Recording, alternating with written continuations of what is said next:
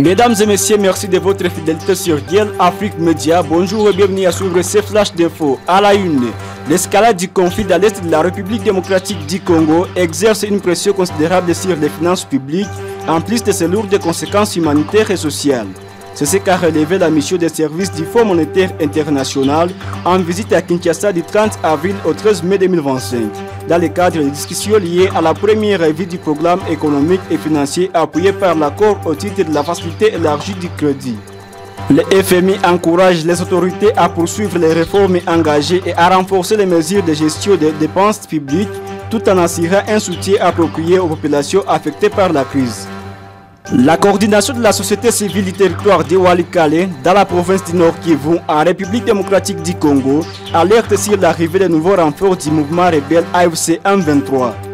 Selon les informations recueillies, des troupes du M23 quittent actuellement la cité de Mweso, située plus au sud, et se dirigeraient vers la partie nord du territoire de Walikale. La société civile exprime une forte inquiétude quant à une possible reprise des hostilités dans cette zone déjà fragile. Cette évolution du conflit intervient dans un contexte où la situation sécuritaire reste très tendue dans l'est du pays, marquée par des affrontements réguliers entre groupes armés et forces loyalistes, et où la population civile paie un lourd tribut.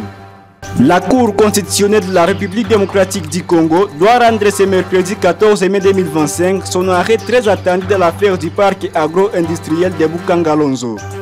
Ce procès implique l'ancien Premier ministre Augustin Matata Mponyo, l'ex-gouverneur de la Banque centrale de Deogracia Mutombo et l'homme d'affaires sud-africain Christo Globler. Ils sont accusés de détournement présumé de plus de 200 millions de dollars américains alloués à ces projets fer lancés en 2014. Le procureur général près de la Cour constitutionnelle a requis une peine de 20 ans de prison contre Matata Mponyo et ses co-accusés. Le procès, relancé en mars 2025 après plusieurs reports liés notamment aux élections 2023 et à des changements institutionnels, a été marqué par l'absence physique de prévenus lors des dernières audiences, malgré les convocations. À Ituri, dans une rare dynamique de rapprochement, les communautés Hema et Lendu ont entamé un dialogue direct visant à favoriser le retour effectif des déplacés internes dans la localité de Fataki, au cœur du territoire de Djougou, de la province de l'Ituri. Cette initiative marque une étape importante dans les efforts de pacification d'une région meurtrie par plusieurs années de violences intercommunautaires. Depuis 2017, le territoire de Djougou est le théâtre de conflits sanglants entre groupes armés affiliés aux deux communautés, entraînant la mort des milliers de civils et le déplacement de plus de 600 000 personnes.